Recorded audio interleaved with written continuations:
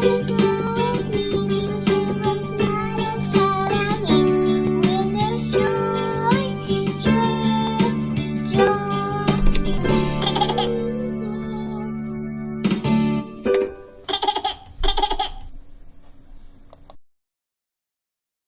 begin with a word of prayer and we'll move right along into today's lesson.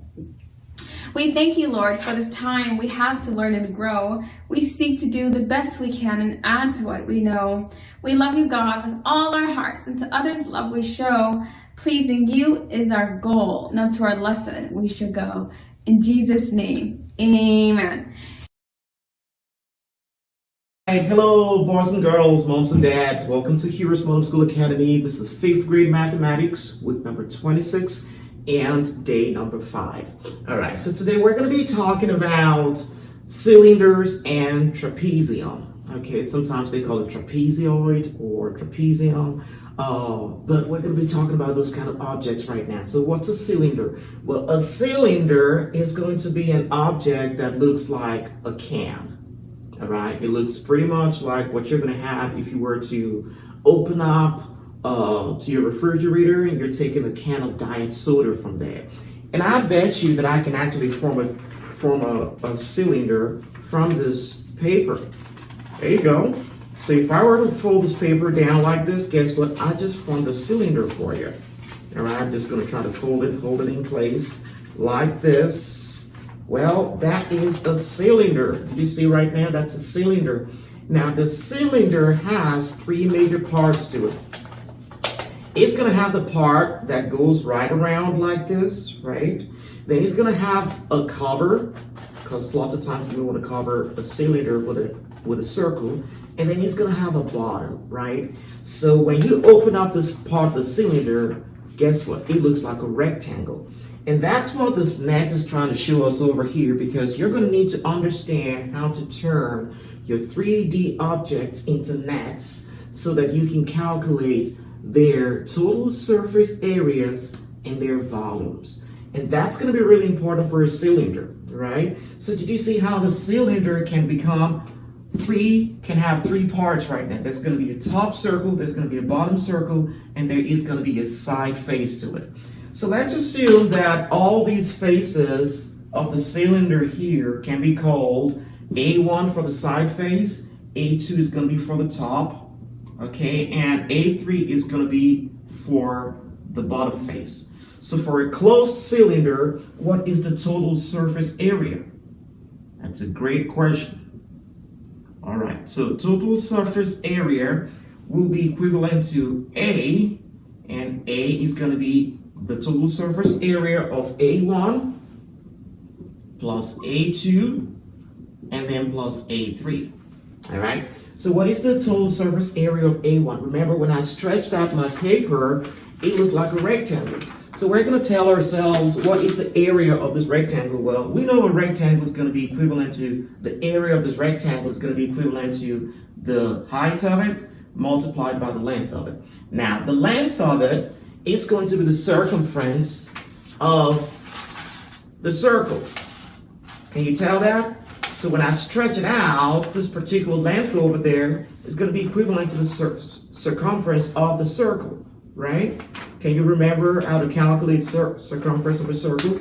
Circumference of a circle is going to be calculated by 2 pi r. So this is the length, okay? It's the circumference of the circle of this circle that gets folded out. When you open it out, that's going to be like you're calculating the perimeter of this circle and the circle as well. Well, so A1 is going to be equivalent to this multiplied by this, which is going to be 2 pi r multiplied by h plus A2. Now, A2 is going to be a circle. What is the area of a circle? Well, that's going to be pi r squared. Then A3 is going to be another circle. What's the area of another circle? That's going to be pi r squared. So you have pi r squared plus pi r squared. That's going to be 2 pi r squared plus 2 pi r h. 2 pi r h plus 2 pi r squared. That's going to be the total surface area of a closed cylinder.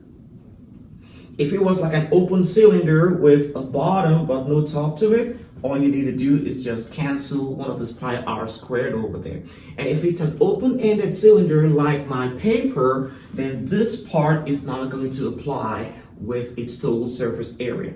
So let's assume that this r is going to be equivalent to 21 inches, and then this h is going to be equivalent to 30 inches. What's the total surface area? Now, total surface area A is going to be equivalent to 2 multiplied by 22 divided by 7, which is what pi is. Remember, pi is 22 divided by 7.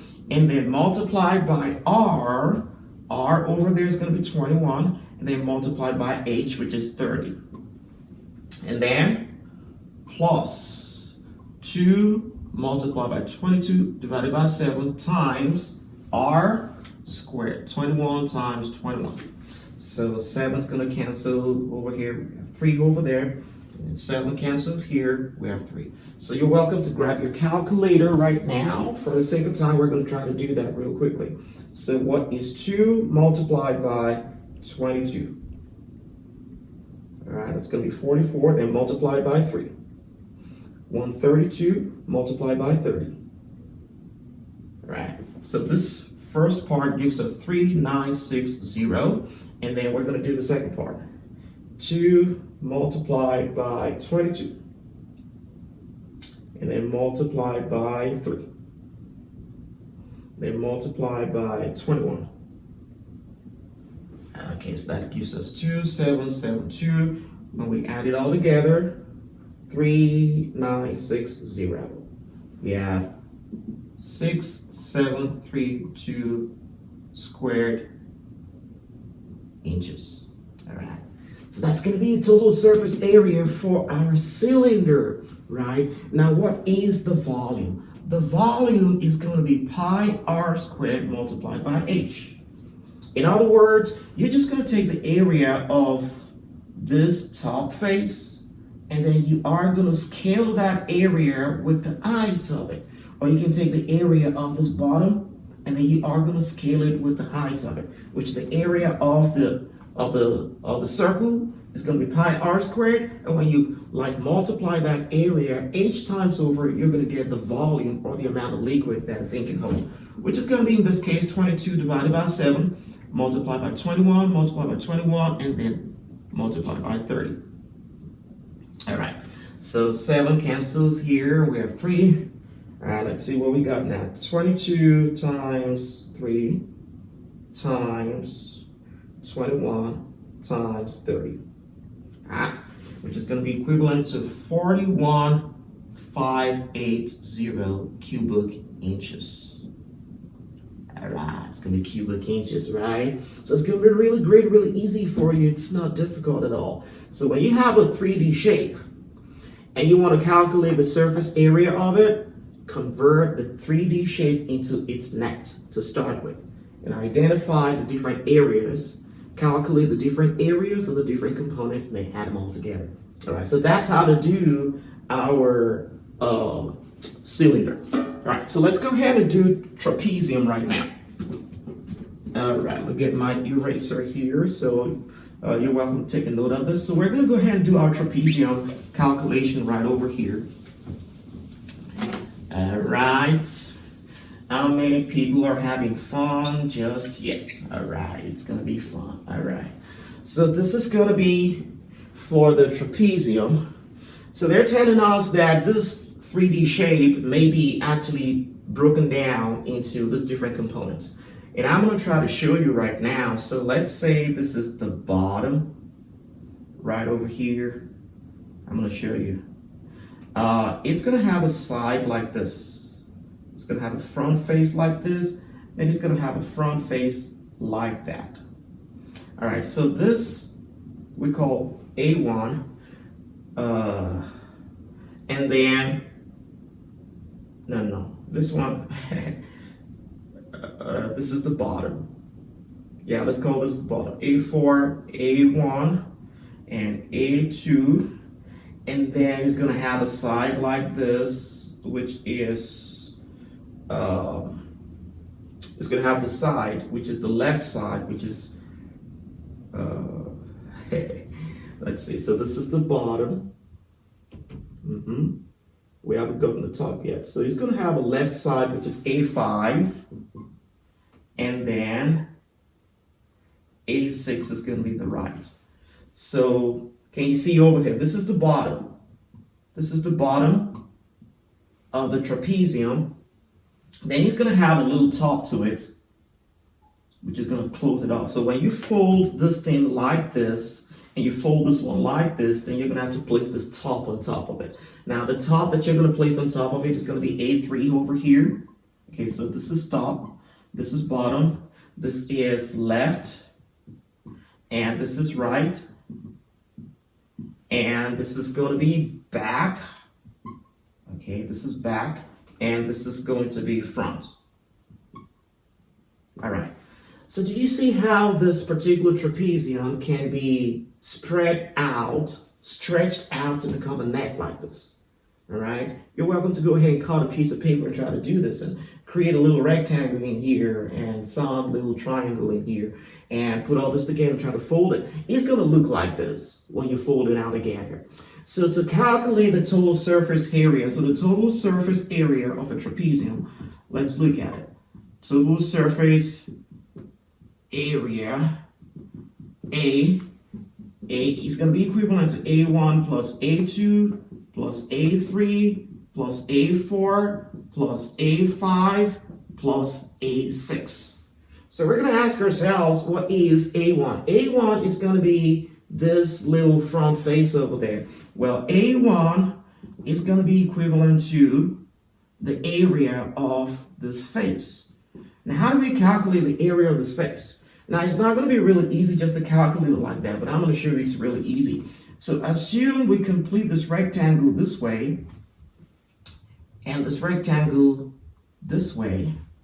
Then if this side is L and the height of it is H, then the total rectangle is going to be LH. We're going to be calculating the front face area of this trapezium right now. So we understand that if we calculate the total area of the rectangle, and then if we were to go ahead and take away the area of the right angle triangle over here, and the area of the right angle triangle over here, then we're going to get this A1 that we're looking for. So that's what we did over there. So that's going to be LH minus half BH plus half BH, and that's LH minus BH. Now the question is, what is B? This B over there, how do we get it? Because it's imaginary. We just put it over there just to calculate this. Well, B is going to be derivable if we understand that B plus M plus B equals L, right? So M plus B is going to give us L. So let's call this place M over here. So M plus 2B will give us L, and then L minus B will give us L minus M will give us 2B, and B is going to be equivalent to L minus M. So we're going to replace B with L minus M, and that's what we're going to do. So we're going to say LH minus, okay, L minus M divided by 2, and then multiplied by H. That's what we're going to do. So when we factor all that out, we're going to see that this one is LH minus L over 2 plus LMH divided by 2. That's what it means. So LH minus LH divided by 2, or LH minus half LH, will give us half LH plus half LMH, which is going to be equivalent to half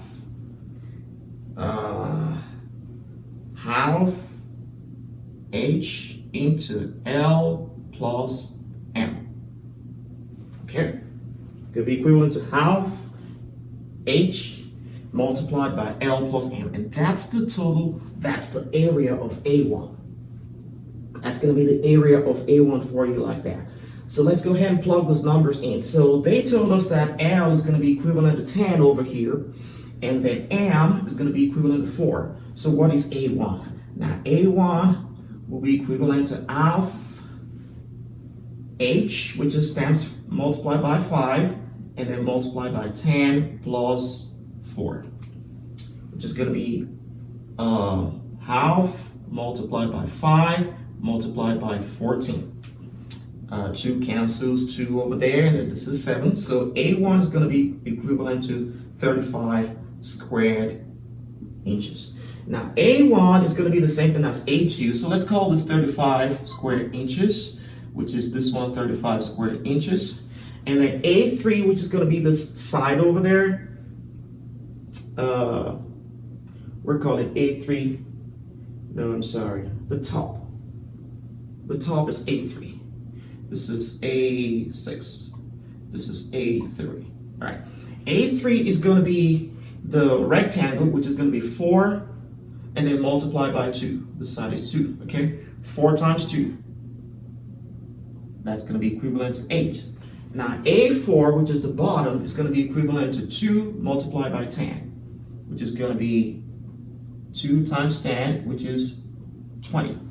And then the left part of it, which is A5, is going to be similar to A6, is going to be 2, and then multiplied by 2 multiplied by this length. Now, how do we get this length? Now, we can get this length if we know, remember, Pythagoras.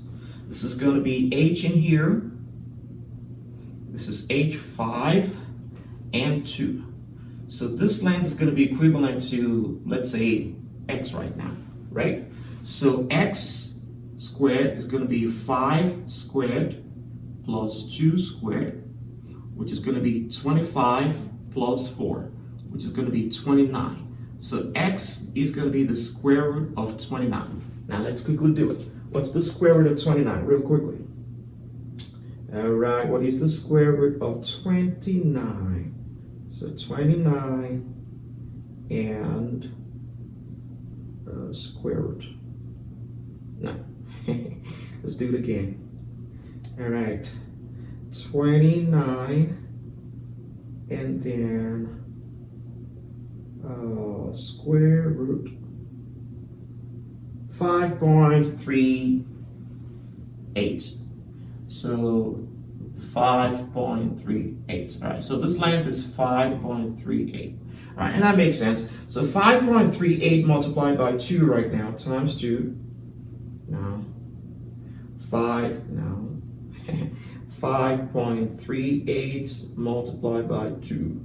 That's going to be equivalent to 10.56 and 10.56. So the total surface area A1 is just going to be a summation of everything. Did you get it? It's going to be A1 plus A2 plus A3 plus A4 plus A5 plus A6. And that's what we're going to do. So we're going to say 35 plus 35 plus 8 plus 20, and then plus 10.56, all right, plus 10.56, which is going to be equivalent to, we're welcome to use the calculator right now. So 35 plus 35 plus 8 plus 20 plus 10.56 plus 10.56. It's going to be equivalent to 119.12 squared inches. All right? That's going to be equivalent to that. Now, what we're going to do now is to calculate the volume of it. Now, the volume of it is going to be really easy to calculate because all we need is just one face and then multiply by the length of it. So volume is going to be equivalent to this, which is half L plus M multiplied by this depth of it, which is going to be equivalent to 35 inches multiplied by 2, which is going to be equivalent to 70 cubic inches. All right. So that's how you do it. It may look like it's a little difficult, but you're going to see all those details in your workbook. So you're welcome to use your workbook to internalize what we just talked about here a little bit better. It's not difficult. Just understand how to stretch your 3D shape into the net, identify the different components of it, and then you're going to start to calculate the different areas of the different components and add it all together. That's going to be the total surface area.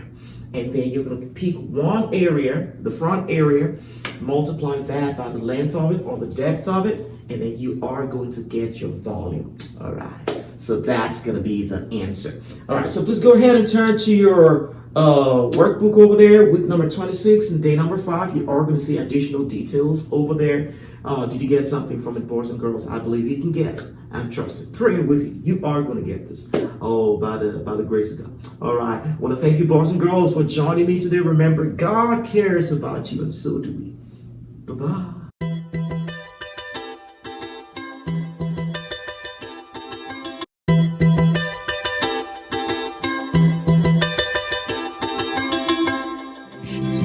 I'll be your hero's buddy, and as you study with heroes born, I will be your friend. So don't you